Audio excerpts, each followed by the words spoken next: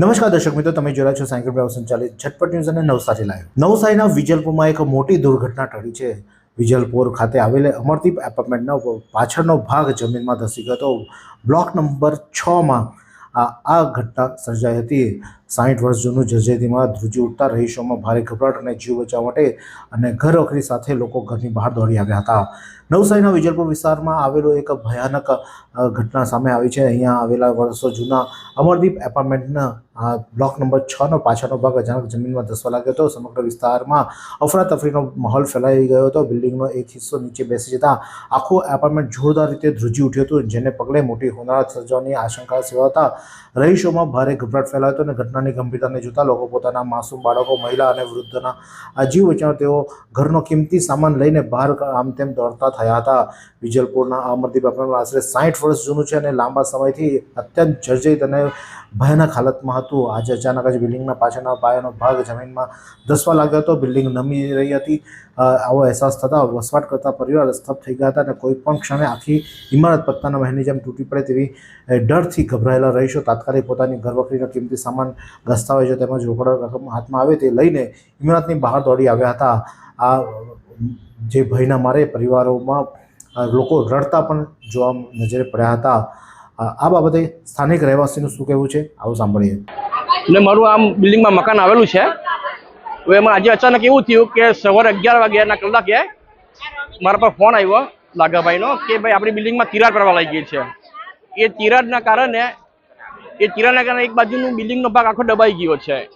એ દબાઈ ગયો, તમે સાંજે જોવા આવ્યા 5 વાગ્યાના અમારા વોર્ડ નંબર 8ના કોર્પોરેટર નરેશભાઈને બોલાવવામાં આવ્યા। એ પણ જોઈ ગયા ને એમને કોઈ આર્કિટેક્ટને બોલાવીને તપાસ કરાવ્યા। પણ વધારે થયું કે 1 કલાક બાદ પાછું ફરીથી આ વધારે નુકસાન થયું છે બિલ્ડિંગને। એટલે ભવિષ્યમાં કે આના પછી ફ્યુચરમાં કંઈ પ્રોબ્લેમ નહીં આવે એના માટે બધા ઘરવાળા ઘર ખાલી કરાવીએ છીએ અને નગરપાલિકાને સૂચના આપવામાં આવેલી છે એ રીતે અમે ઘર ખાલી કરાવતા છે, કંઈ નુકસાન નહીં થાય એના માટે। અમરદીપ એપાર્ટમેન્ટના બ્લોક નંબર 6ની આ ઘટનાને જતા નવસારી શહેરમાં વસતા હજારો લોકોની સુરક્ષા સામે સવાલો ઊભા થઈ રહ્યા છે। નવસારી શહેરમાં 100 કરતાં વધુ નાની મોટી જર્જરિત અને ભયાનક બિલ્ડિંગો આવેલી છે। આ તમામ ઇમારતો સેંકડો પરિવાર જીવના જોખમે વસવાટ કરી રહ્યા છે, પરંતુ મહાનગરપાલિકા તંત્ર માત્ર ચોમાસા દરમિયાન કે રૂટીન પ્રક્રિયાના ભાગરૂપે નોટિસ ફટકારી સંતોષ માની રહ્યું છે। સ્થાનિકોનો સવાલ ઉઠાવી રહ્યા છે કે શું તંત્રને કોઈ મોટી જાનહાનિ કે દુર્ઘટના સર્જાય તેની રાહ જોઈ રહ્યા છે। ઘટનાની જાણ થતાં નવસારી મહાનગરપાલિકાનું ફાયર ફાઇટરની ટીમ અને રેસ્ક્યુ ટીમ તાત્કાલિક ઘટના સ્થળે દોડી ગઈ હતી અને આ કપરી પરિસ્થિતિમાં સ્થાનિક નગરસેવકોની ટીમ પણ વિલંબ કર્યા વિના લોકોની વહારે આવી પહોંચ્યા હતા। નગરસેવક અને ફાયરના જવાનો સંયુક્ત રીતે મોરચો સંભાળીને બિલ્ડિંગમાં ફસાયેલા રહીશોને અત્યંત સાવચેતીપૂર્વક સુરક્ષિત બહાર કાઢવામાં આવ્યા હતા। ત્યારે આ બાબતે સ્થાનિક જે કોર્પોરેટર છે એવા નરેશ પુરોહિત શું કહે છે, આવું સાંભળીએ। નવસારી મહાનગરપાલિકાના વોર્ડ નંબર 8માં અમરદીપ એપાર્ટમેન્ટો છે।